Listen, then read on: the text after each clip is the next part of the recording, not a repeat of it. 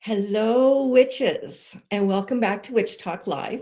Tonight, we are diving into one of the most requested and also one of the most misunderstood spiritual topics. Tonight, we are going to go over how to identify who is actually communicating with you spiritually. Is it a guide, an angel? Maybe it's an ancestor, a deity, maybe even a starseed connection. I know that kind of freaks me out, right? Or is it something that might actually be harmful to your energy? Maybe it's helpful to your energy. This is what we're going to talk about. We're going to talk about spiritual discernment, energetic boundaries, and how to safely work with higher energies without fear, but also without oh my God, I can't say that word. Don't be naive. I can't speak tonight. And I'm not in my regular space. As you can see, which is I have moved into a different space and it is getting adjusted. I'm with new lights. I am with new surroundings. So it's going to be a little bland for right now, but we'll get there. Anyways, before we begin, I want you to remember to like, share, subscribe so more people can find these teachings and learn how to protect their energy too. So tonight, let's get started. We're going to take a deep breath. Get out anything that you feel that might be attached to you right now, that might be just tension, anxiety, anything that you might be feeling. We're just going to ground ourselves. Feel your feet in the bottom, feel your body. Remember, you're safe here. So let's begin. So part one of this tonight, because I've separated it into different sections, and that is so that we can touch on each one of the spiritual allies that you might be communicating with. That way we can separate it and you can understand which one is actually which and which ones to avoid, blah, blah, blah. So one of the biggest mistakes that people make when they awaken to spirituality is believing that every spiritual presence is automatically positive. And we wish that this was true, but not all the energy is aligned with our highest good. Okay. Some energies teach us, some protect us, some observe, and some actually feed off of us. And this is your spiritual connections that you're communicating with. Okay. So your power is discernment. You're not here to be spiritually available to everything. You're here to be consciously, or you're here to consciously choose what you're going to allow in your energetic space, because this is your sacred space and you got to treat it as your sacred vessel. And if you were, let's use dating for an example, you're not going to always align with somebody. You're going to be able to feel what their maybe intentions are. And you may choose to stay away from that person, or you may feel that there's a connection there and you want to get closer to that person or get to know that person. This is kind of the same thing when we're talking about spiritual beings.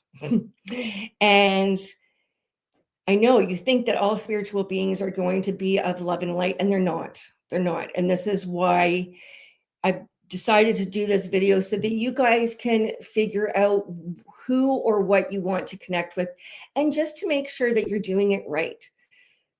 Trial and error will teach you, but the last thing you want to do is bring in negative attachments into your home, into your family, onto yourself, because it has happened to people. And those are where exorcisms are involved. Not everybody will get attached like that. There's very few cases out there.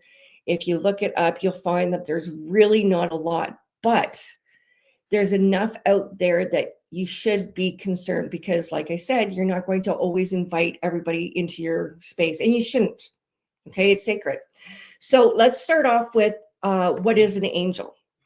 So angels are high frequency beings, and they're connected to the divine order and protection. They do not override your free will. They will not demand worship, and they do not create fear. If anything, they're going to bring in calm energy. It's going to be expansive. It's going to feel safe. It's going to feel clear. You're not going to be confused in these energies. Now, when angels are present, a lot of you may feel either warmth, tingling. Let's say, I know when I do my mediumship readings, if I'm connecting with a spiritual being and I know that my information is correct, I get goosebumps all over. That's my instant yes, that I know that I'm connected. Now, you may feel tingling.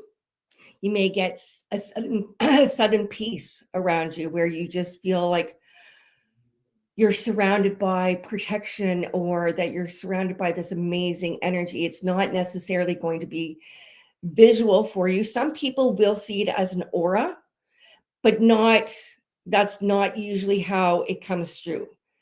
I have met an angel. I didn't realize that it was an angel in the beginning until after the situation happened. And let me tell you how incredible. Yeah, I know.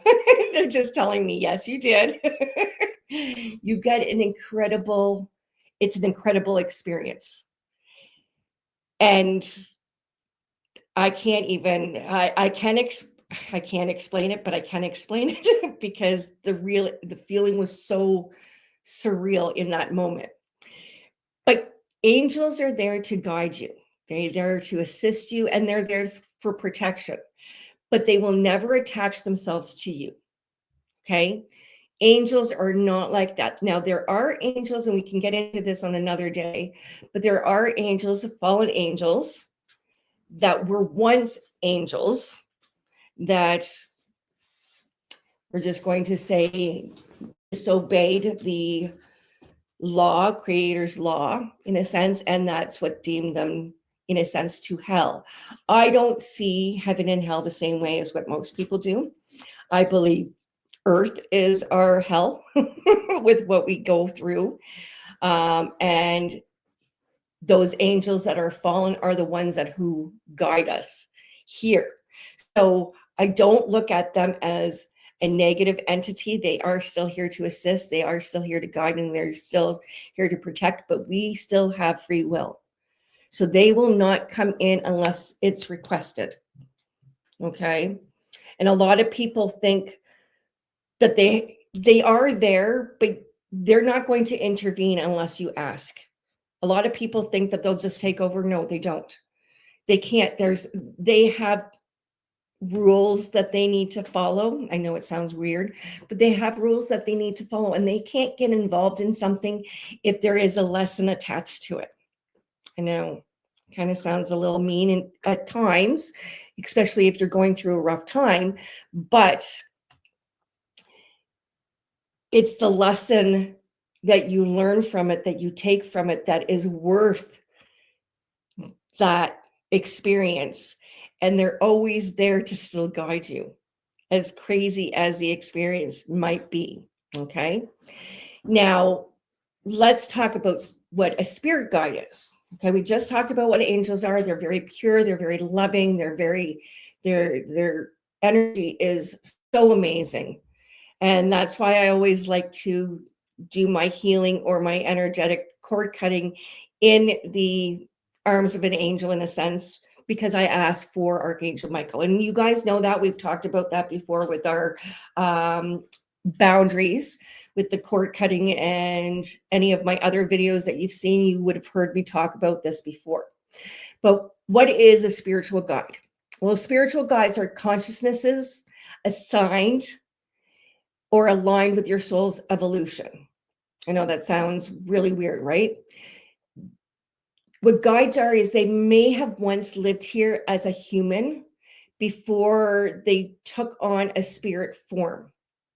So your spirit guides can be a loved one that has already crossed over, that has taken on the position of guiding you further. Not all of them have that contract, though. Just so you guys know, they don't always have that contract. But they are here to be teachers. They're here to be protectors. They are healers. They are creative. And they are shadow work. So they assist in guiding you through, let's say, generational trauma. Even though ancestors do the same thing, our guides or spirit guides do come in with that role as well. They're here to guide us to do the work, where our ancestors are here a little differently, okay? But the guide energies feels very familiar. So it's kind of like reconnecting with an old friend, because you know them. At one time, you would have known them. They took on the role of being a guide specifically for you, and there was reasons for that. So it could be a grandparent. It could be a friend that has passed on. It could be a sibling. It could be somebody that you maybe worked with and had a really good bond with. It doesn't necessarily need to be a relative, but it could be somebody who felt like that in real life form when they were here. But a true guide will never ask you, or will never say to you, I should say, they'll never say that you cannot succeed without them. Okay. They encourage growth, not dependency. And a real guide will empower you, because that is what they're actually here for. They're here to kind of light a fire under our ass and say, come on, get going. You're here for bigger, better things. And they put those ideas in your head. A lot of times, if maybe you're meditating, you might hear a voice in the back of your head. That can be them just planting little seeds in your head as to what you should do for healing. Or maybe it's a creative project that you're thinking about, and they'll mine gave me the name of my business. No word of a lie. I've had some really incredible experiences with them. They're just reminding me. That's why I'm kind of laughing, because I'm getting shivers constantly as I'm talking. And that's just them telling me, yeah, I remember that. Yeah, I remember that. Because I remember those are the times that it really impacted me to change, to heal, to realize that there was something that I needed to go down. And maybe I was fearful of. And that might have come from maybe past experiences that felt like I wasn't good enough. So they're there to assist you that way. Now, an ancestor, we're going to get to ancestors, are members of your bloodline who have crossed over. So very similar to your spirit guides, but not all ancestors are automatically wise or healed. So they might come in to form more of a grounding. They're more supportive in a way, because they're still linked to family connections, but it may not have been somebody that you've ever met. So very similar to your spirit guides, but your spirit guides would have been somebody that you would have met. If I didn't make myself clear, just make myself clear. You would have met that have passed on. So if you had a friend that passed on, or a grandparent that you were close with and passed on, they can come through guides. Where your ancestors you've never met, they're back in the day, they're down through the lineage, that they've seen what your family has brought in from maybe generational experiences. So a lot of traumas come through your ancestors, but your ancestors are who empower you. So they will, even though you may not have ever met them, you're still going to recognize that energy as if you did, because the smell is linked to a family lineage. It's kind of like your memories, but you're not actually in those memories because you were part of them in a past life. So dreams of relatives can be an ancestral connection. And some you may have been, especially if you're a healer, you may have been having these vivid dreams and you feel called to be a witch, for instance. Okay. My ancestors are who came to me, because nobody in my family is connected to this witch, part that I am, I was the one that heard the call in a sense. So even though my mom and my sisters are part of that lineage, they weren't called to do that work. I was called to do that work because it runs deep. And I was the only one who was aligned to break that trauma. And I remember, and I've told some of you this, I'm sure I have, but when I was pregnant with my son, that's when I became a Reiki master. And I did that because I know the generational trauma that I have carried because I was the one that was healing it. Doing my Reiki master attunement meant that I was not going to pass that trauma on to my son. So I did it on purpose while he was still in my belly to go through that attunement to get that healing with the intention that it stopped with me and it wasn't going to get passed to him. And he has been, in a lot of ways, trauma-free and drama-free. He's never had to go through those experiences like I did or my family did.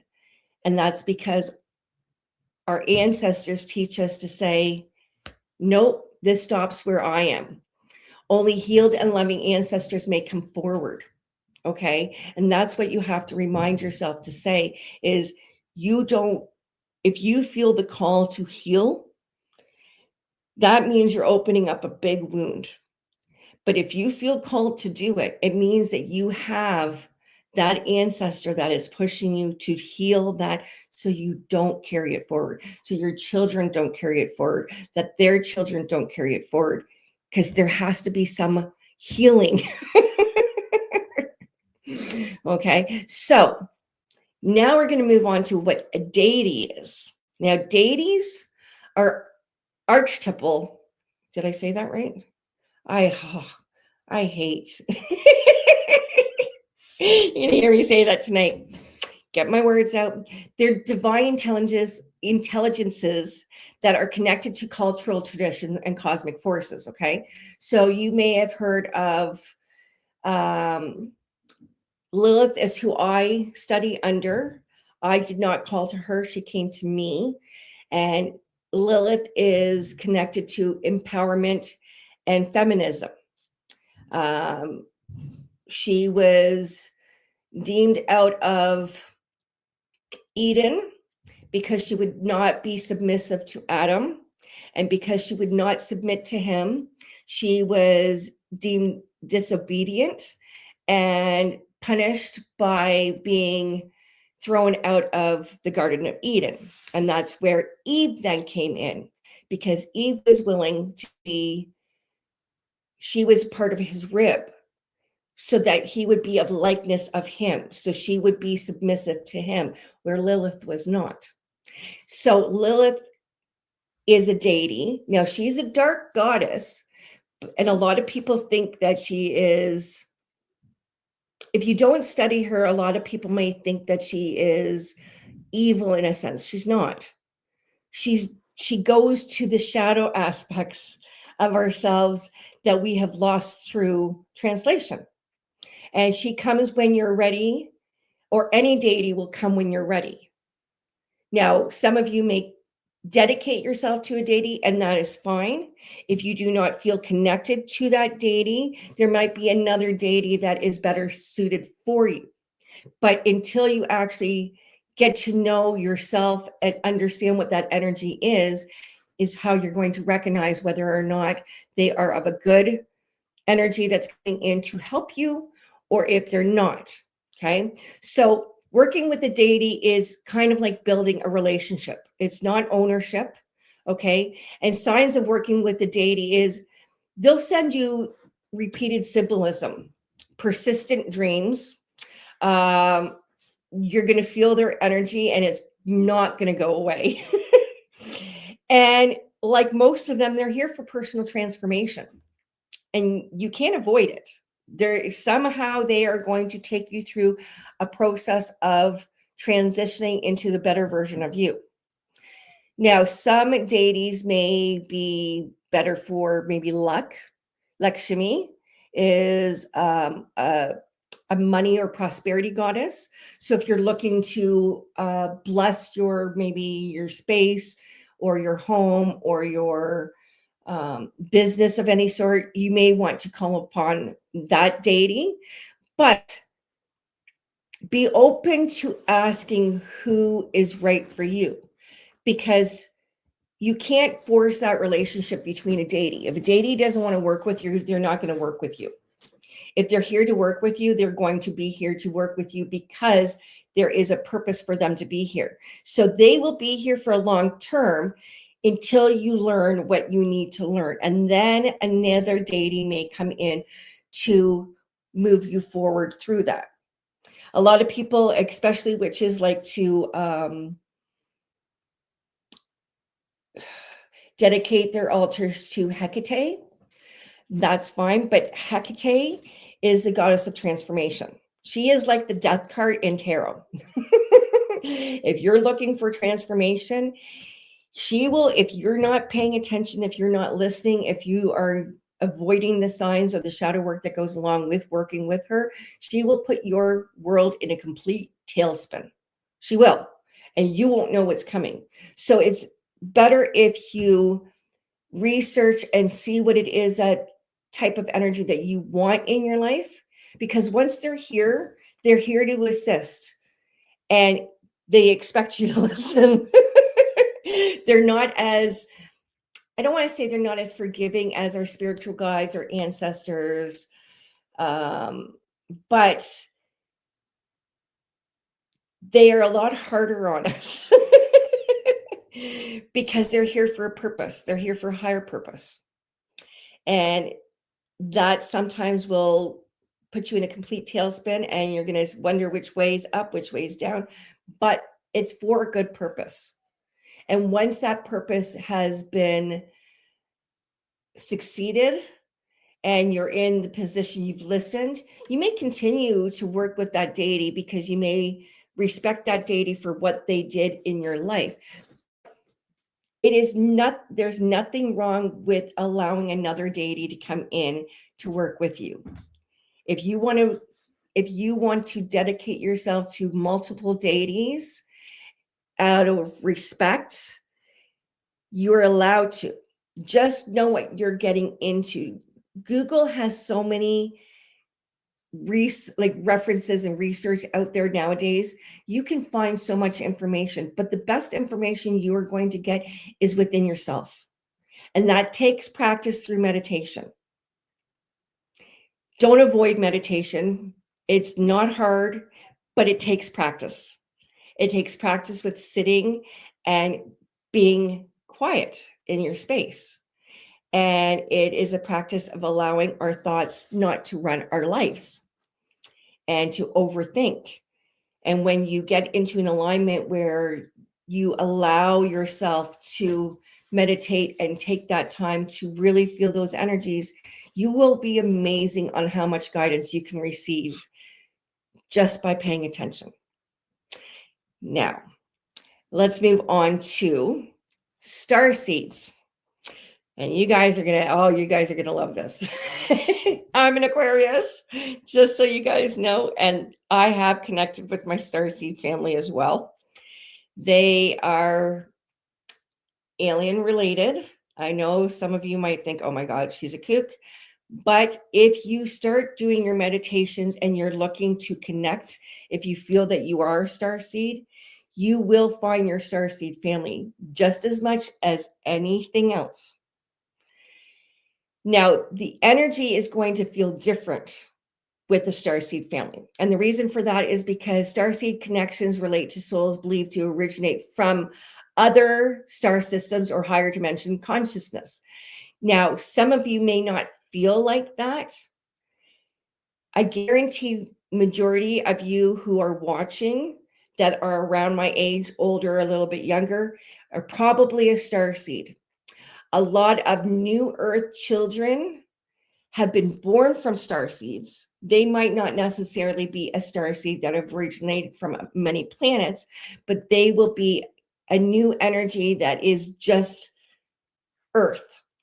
Okay. And you will see this with the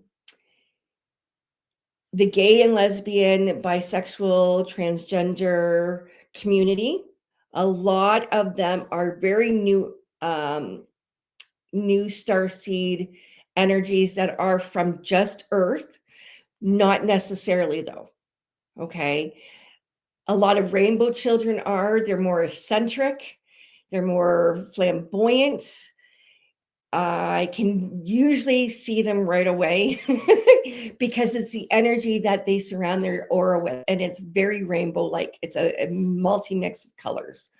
So they have this amazing personality, but they are very new earthbound. So that's why they might not seem like they're as far out there.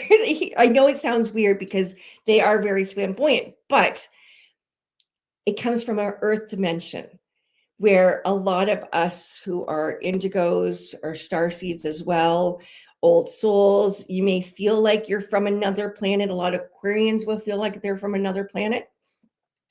And that's because they are connecting with the soul family.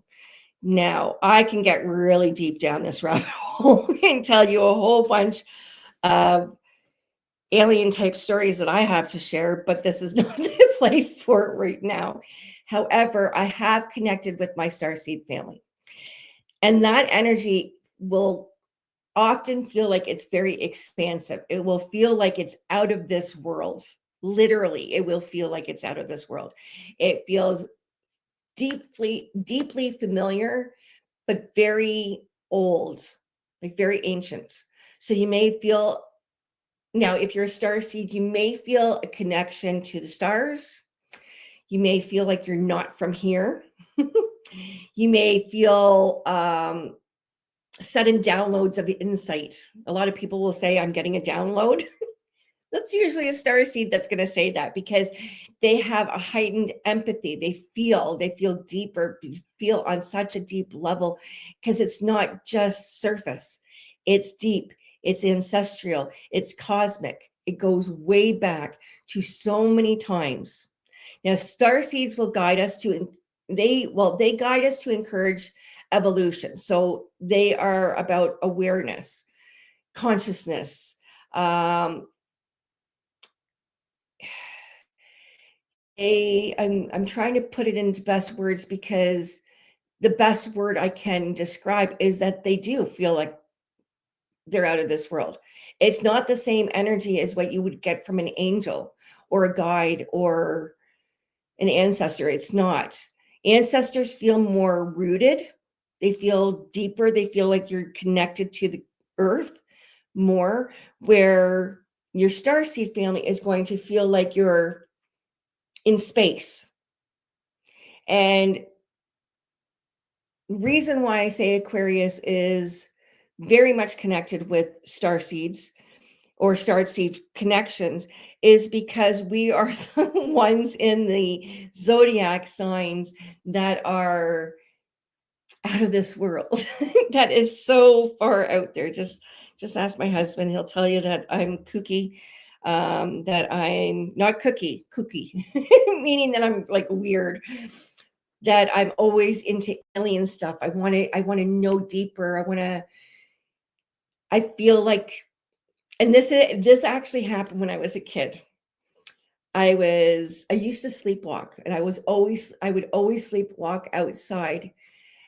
And anytime my family found me, I'd be outside in my nightie at nighttime, and I would always be pointing up, and it's just like ET pointing up and saying, I want to go home. So ET phone home, right? I would say, I want to go home. And I would look to the stars and I look to the sky, and my parents would just look at me thinking, what is this 3-year-old doing? Like, she's leaving the house in the middle of the night. They had to put a lock at the top of the door so that I wouldn't find ways to get out. And I would cry because I wanted to go home. I didn't feel like I was from this planet. And I now realize that I'm so not. Now we'll get there on another another topic. I'll do one just dedicated to star seeds, but they're here to connect us with humanity. We're here to help heal. We're here on a higher consciousness. We know that this planet was um test tube. We're the test planet. We are the leftovers from all the other planets that had the Star Wars. Star Wars, even though it was a movie, it actually, if you connect with your starseed family, you will find out very, very quickly that that was actually quite real. And a lot of planets collided and the planets broke up and they needed a planet. The whoever survived was to be placed on a planet, and that's what this became. So we are a collection of all different star seeds on this planet, but all these different star seeds eventually had kids that became earth angels, earth children, rainbow children, and so on. Okay, you can look those things up. That's kind of a separate topic. I want to go down there because I could go down there forever. There's so much I could talk about for that. But what's really important right now is, with all of that being said, we need to be able to tell what is actually coming in, what energy you are actually feeling, because not all energy is, like I said, good energy. Just because they're a starseed, just because they're an angel, just because they can come in as tricksters. Okay. So you're going to ask yourself a few questions when you start wanting to connect. You're going to ask yourself, how does my body feel? Your body knows before your mind does. Is your chest tight? Do you have head pressure? Are you exhausted all of a sudden? Because these are all warning signs. And this message will create empowerment, not fear. So you want to be able to ask these questions and not feel like you're being invaded, because the energy, if it's negative, can be very invasive to our space and to our energy of what we're holding. So having higher guidance will strengthen you. Lower energies will create urgency, panic, and dependency. Those are when you know that you are not dealing with a higher energy. Now, does energy respect boundaries? Yes and no. Okay. You have to be able to disguise, or at least see the demons in disguise, because those are energy parasites.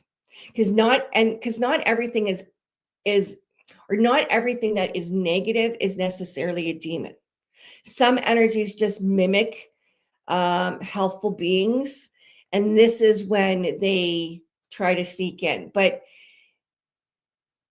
not everything will be a demon. Don't be fearful of thinking that you're going to be possessed or anything like that, but you have to be able to discern what is good energy and what is bad. So the red flags of these energies might be, you might hear flattery and it's going to feel excessive. It can feel like maybe messages of being more superior than you. You may feel the need to isolate yourself. You might feel completely drained or fatigued after you were connecting with an energy. And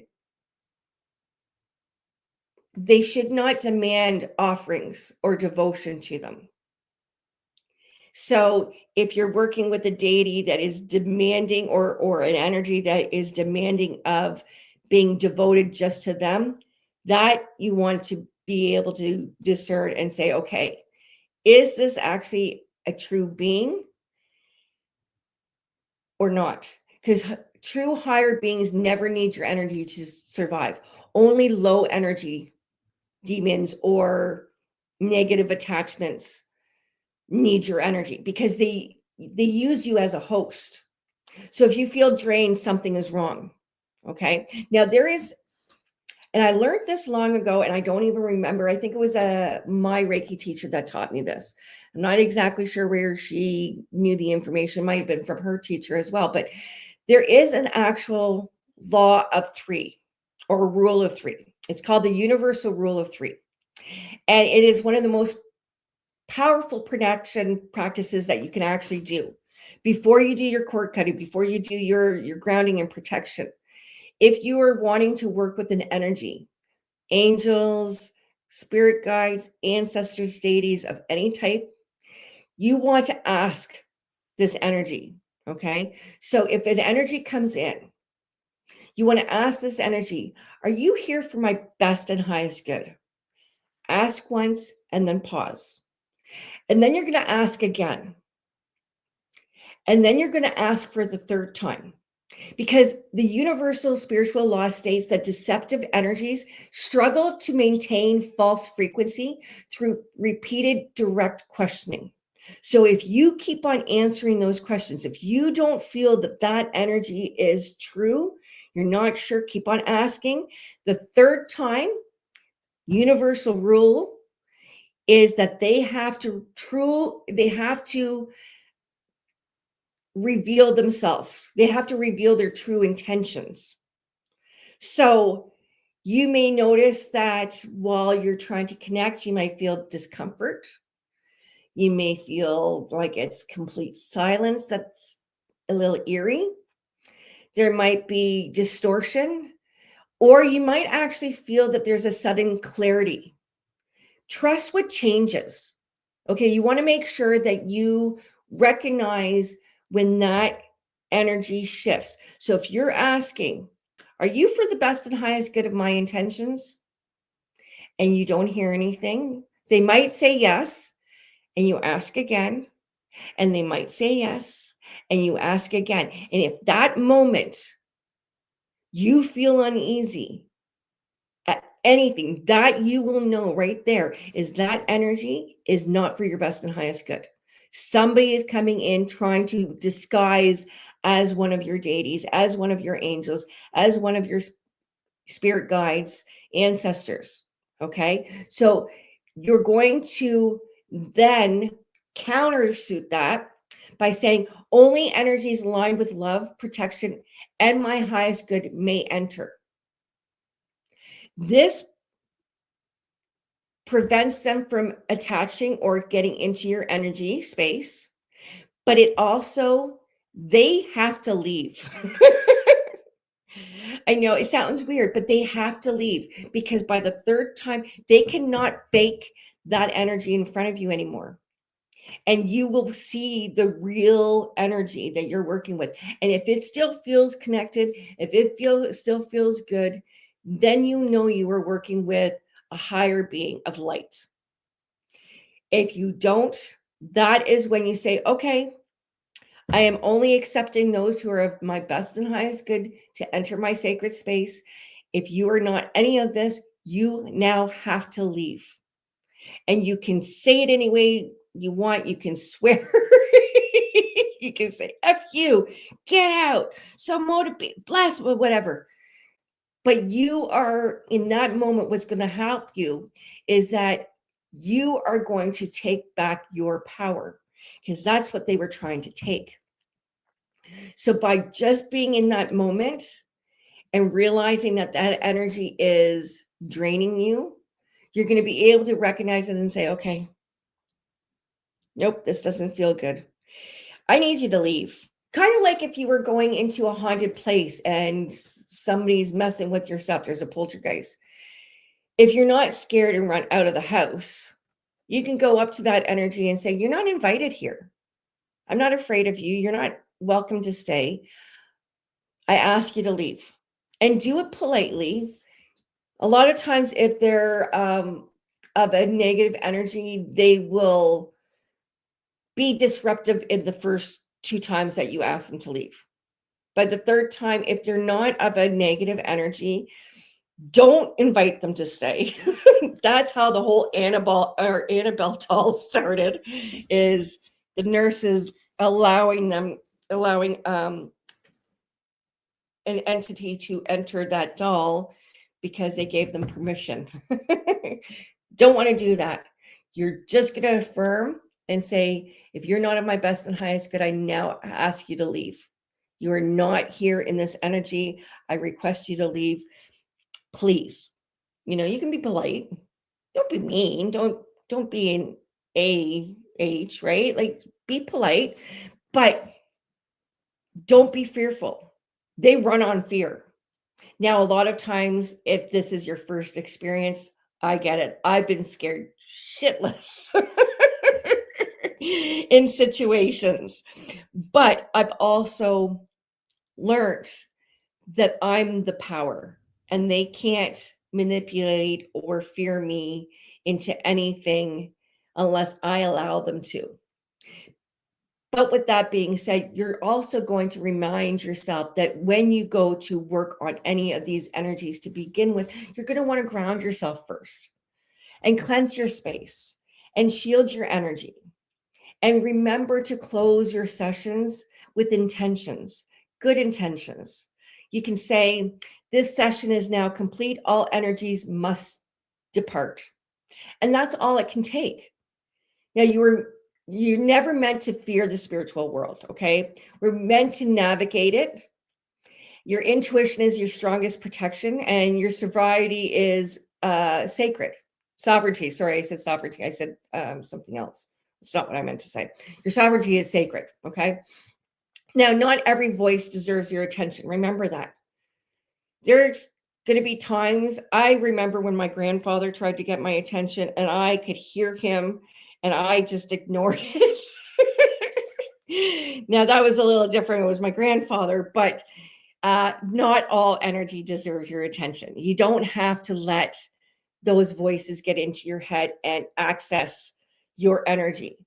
Stand in your power. Now, if tonight's witch talk helped you, remember to like, share, and subscribe. And if you had any of these experiences, tell me in the comments below. Have you ever felt a guide presence before you? What is your connection? Have you felt any negative attachments? Have you felt any positive? Can you feel the difference? Because you are that power. You are allowed whatever you want in your space, and you don't have to allow anything else in your space, right? Those are your boundaries.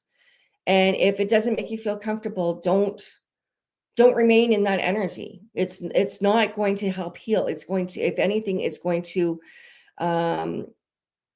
prevent you from healing further. So until next time, remember to stay grounded, stay protected, and stay magical. Blessed be witches. I'm going to check over at the comments and see if you guys said anything. Thank you for so much, all of you guys, for joining. You guys are always crazy. What's that? You're being spotty, Sherry. That might be your spirits coming in.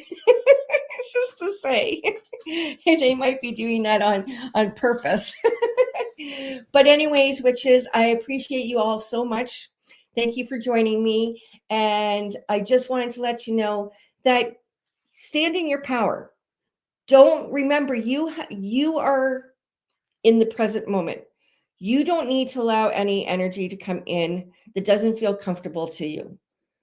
Just like in real life, if it doesn't feel good for you, then you need to recognize it and ask yourself what you need to walk away from, right? And that is any type of energy. That is, remember, we're spiritual beings, and you have a right to protect your sacred vessel, and you are that sacred vessel.